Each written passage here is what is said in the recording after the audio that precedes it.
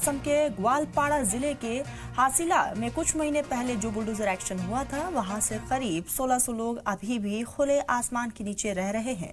उनकी जिंदगी आज भी मुश्किलों से गुजर रही है। न पीने को साफ पानी है और न ही रहने के इंतजामात। और ये तस्वीरें आपको दिखा रहे हैं कि किस तरह वहां लोगों की मुश्किलें जो है वो बढ़ती जा रही है।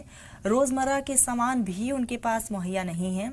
1600 लोग अब भी खुले आसमान के नीचे रहने को मजबूर हैं और इंतजामिया की तरफ से कोई भी इंतजाम नहीं किए गए हैं। उनकी जिंदगी आज भी मुश्किलों से गुजर रही है। तो ये तस्वीरें हैं जहां बुलडोजर एक्शन हुआ और उसके बाद से इन तमाम परिवारों को यहाँ पर ठिकाना अब तक नहीं इंतजामिया की तरफ से दिया गया है। खुले आसमान के नीचे रहने को अब भी मजबूर हैं। तो ग्वालपाड़ा आसमान या असम की तस्वीर आपको दिखा रहे हैं जहाँ टेंट में लोग रहते हुए दिखाई दे रहे हैं। आपको बताते चले कि इस बीच जो है वहां की इंतजामिया की तरफ से कोई भी मदद नहीं पहुंचाई जा रही है, ना सरकार की तरफ से कोई मदद मिल रही है। तीन महीना आगे हम लोग को घर द्वार सब हासिला बिल सब घर द्वार बुलडोजर लगा के दिन का 10 बजे सब तोड़ दिया है।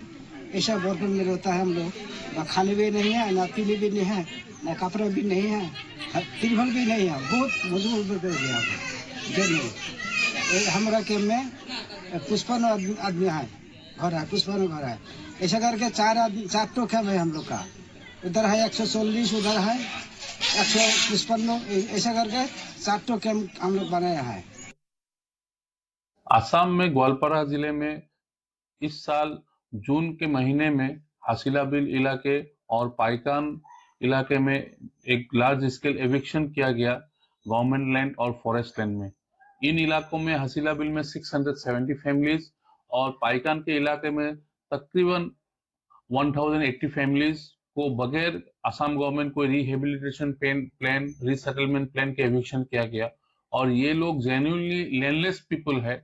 इनके लिए अभी कोई इनके जाने के लिए कोई जगह नहीं है, जमीन नहीं है। रिवर इरोडेड एरिया से बिलोंग करके इन सब इलाकों में रह रहे थे और असम सरकार ने अभी तक इनका कोई दूसरा अलॉटमेंट कहीं जगह पे नहीं किया और ये लोग मजबूरी में मेकशिफ्ट टेंट हाउस में रिलीफ कैंप्स में रह रहे हैं। असम के ग्वालपाड़ा जिले के हासिलाबिल में कुछ महीने पहले जो असम सरकार का बुलडोजर चला है, उसी जगह पर जब हम पहुंचे तो वहां पे देखा कि वहां का हाल अभी भी बेहाल हो रहे हैं। वहां पे जो लोग हैं, मुस्लिम समुदाय के जो लोग वहां पे रह रहे हैं, अभी भी खुले आसमान के नीचे तंबू गाड़ कर रह रहे हैं और उन्हें अभी भी साफ पीने का पानी भी नहीं मिल रहा है। और लड़के बच्चे पढ़ाई से भी अभी जो महरूम हैं, उन लोगों को अभी भी अच्छा घर नहीं मिल रहा है। सरकार उन्हें अभी दूसरे जगह पे भी रहने की व्यवस्था नहीं कर रहे हैं। वहीं पे ही जिस जगह पे हासिलाबिल में बुलडोजर चला था, वहीं पे ही तंबू गाड़ कर खुले आसमान के नीचे रह रहे हैं।